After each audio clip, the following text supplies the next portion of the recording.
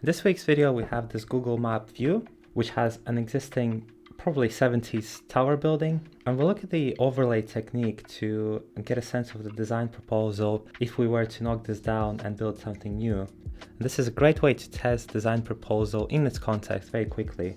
So I'll first reduce the opacity of this Google Earth view by double tapping, reducing the opacity of the layer, and then creating a new layer on top of that. Pick one of my brushes, which will be the Fineliner Small, and I will start the first pass in a freehand style just to set the parameters of this. So I'll start with the existing block and drawing along the lines of the square.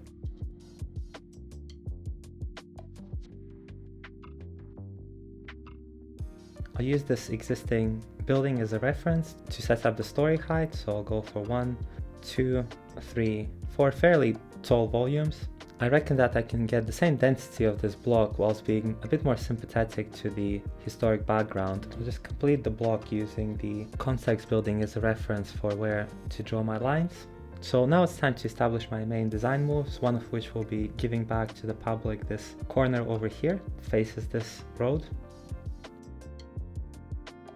Erase the excess. I might also add a kind of delivery path / secondary entrance to the back over here along this facade. Again, we'll erase unnecessary excess lines just to keep the drawing clean. At this point, I might also add 2 other floors at the top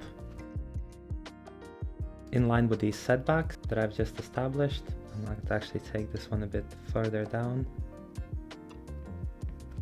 project up. Once I have this first pass over the volume of the building, I will also draw the extent of the road following the existing.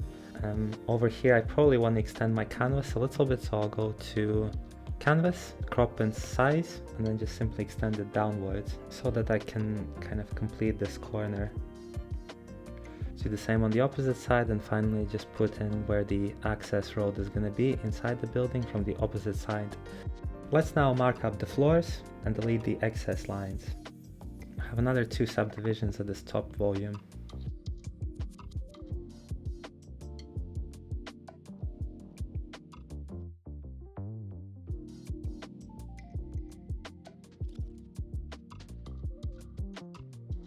Now that I have the space volume set up, I can also add drawing guide and a perspective grid.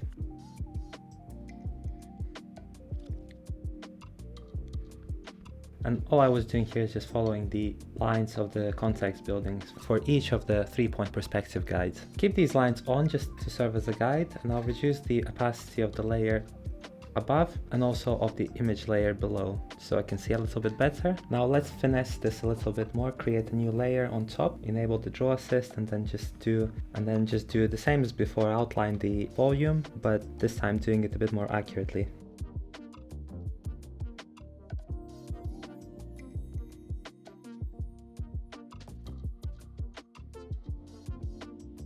I'll be deleting excess lines as I go just to save myself time, and to not forget about these excess lines once I'm done with outlining the building.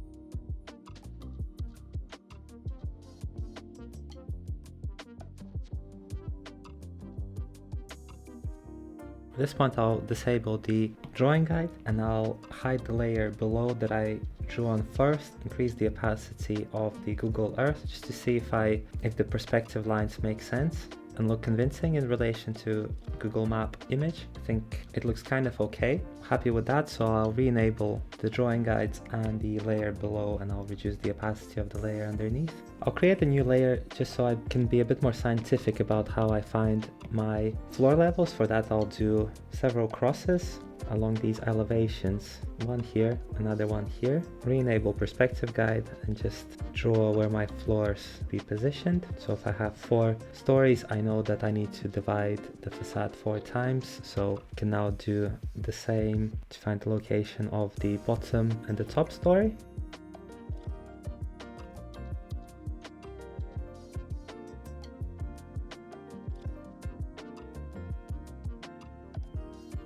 Just the same way as I have done before, track along the building to find the building story along the adjacent elevations.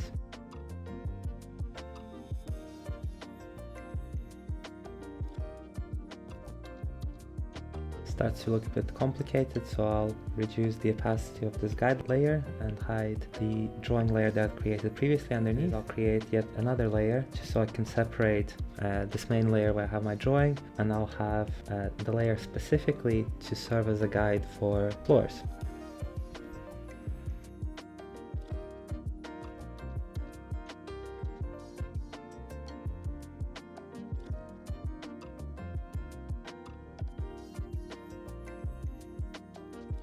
I no longer need the drawing guide, I'll disable that, come back to my main layer. Now I want to add some subdivisions to this facade. I'll start from the bottom.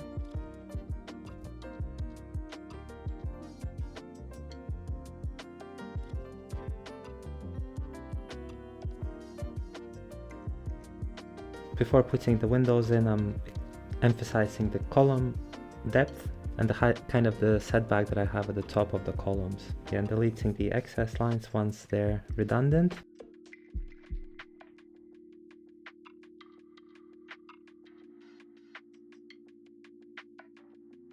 This time around I'm using the ruler to guide my eraser because it makes the whole erasing process a bit more sleek and easier.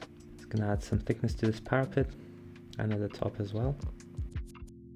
In here, this is going to be my plan deck, so I would like to have that open to the elements, that last story at the top. Let's not forget about the sides. They're a bit more trickier to draw, so I'll keep them fairly simple. Again, they'll use the same principle as here, but instead of having 3 openings, will be one big opening to the side, and then I'll have subdivisions within that opening. I'll erase these previously made lines because they no longer make sense.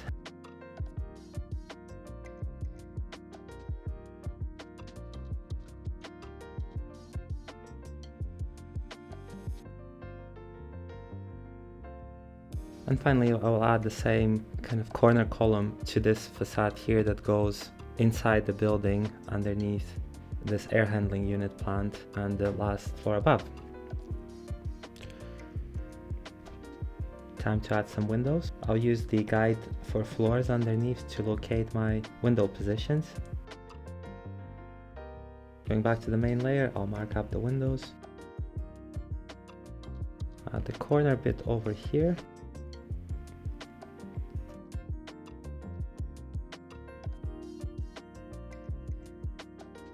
It's time to turn off guide for floors layer.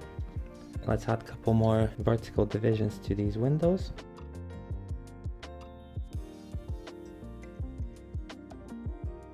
Next up, let's define the extent of pavement. I'm going to also trace this adjacent building.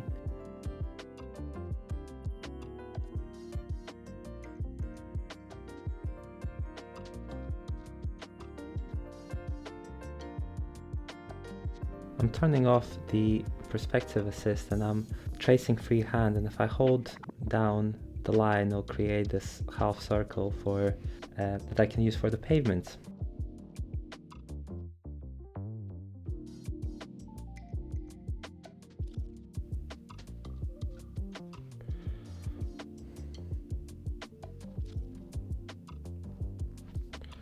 Okay, it's time to add some life and detail to this building. Create another layer on top and I'll call this details layer. And I will actually start with the air handling plant on my roof. I'll add little racetrack paths around them, plot the units themselves roughly. This is obviously without input of any engineer, but just so that we have some detail on that part of the roof for interest. So perhaps these are my air handling units. I'll just extrude them upwards.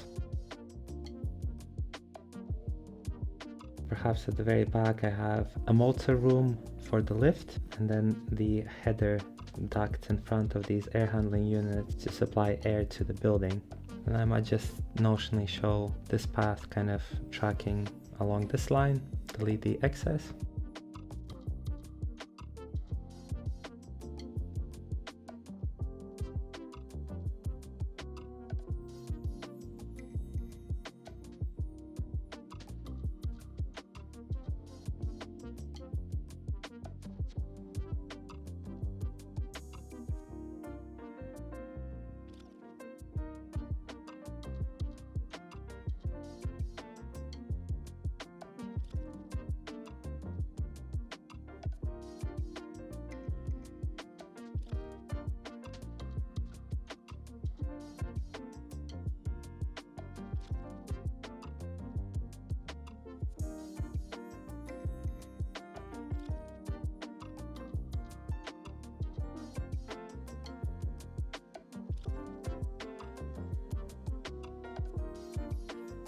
let's add some life to these balconies. I'll add some greenery, some seating, and some kind of landscaping features to this. I'll start with a little path around the building, probably along this elevation, along this kind of side, and around the building, like so. I'll disable the snap tool, and I'll also decrease the opacity of the main layer underneath so I can see a little bit better, and then I'll proceed adding shrubs kind of very roughly, and I'll erase the excess underneath as I go along again, so just to save time and not forget about this later. By the way, if you're enjoying these videos, then leave a like and also subscribe to my channel. There's a little bell button if you are interested in more upcoming videos. You can always turn the notification on. Alternatively, there is also a link in the video description for my weekly newsletter, and I usually send out newsletters every time I publish a new video, so if you'd like to stay in the loop, you can subscribe to the email list. I'll add some chairs and tables freehand.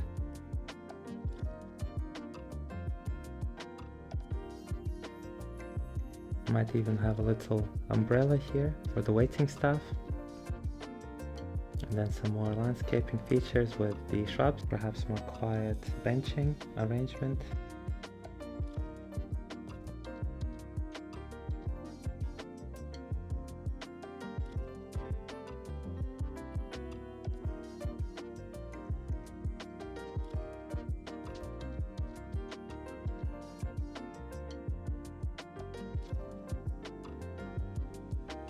And just some more planting at the back.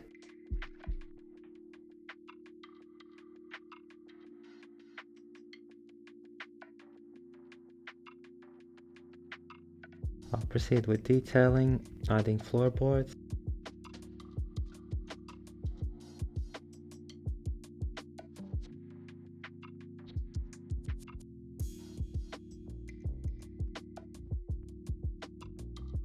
Can now add glazing subdivisions to this facade and to the lower facades.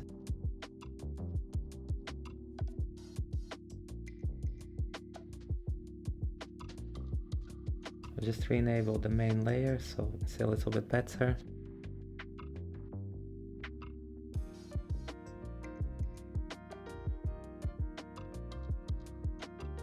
So it's important to add such level of detail and the kind of texture, just because otherwise the competition with the background, which has all these historic buildings, is too strong without the level of detail, and the building would just look a bit too plain. At the same time, having this thicker pen prevents me from adding too much detail to this drawing.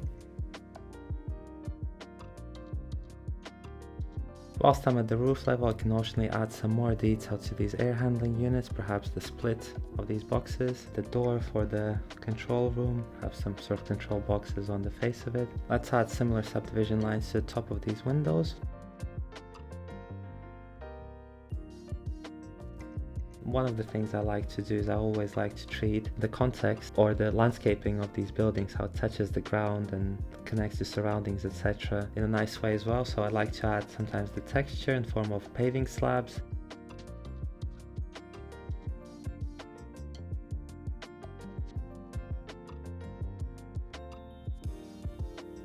Lastly, what I could do is I could add a bit more feel for how this facade is made up, and then just kind of notionally, not connecting to the adjacent lines, but just kind of pulling vague lines up to indicate the kind of the panels that these are made up from.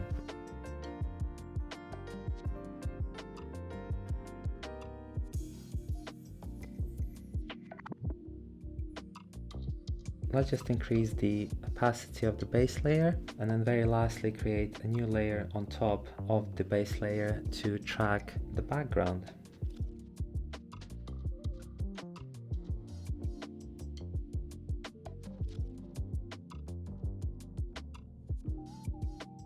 This hopefully should allow me to just drop the white color in. Right, and there you have it. If you'd like to check out some more videos on my channel, you're welcome to do so. I produce weekly content on architectural drawing, and my aim is to help architects and interior designers to draw with confidence and save time doing so. So if that's something up your stream, then please subscribe to my channel, and until the next time, bye bye.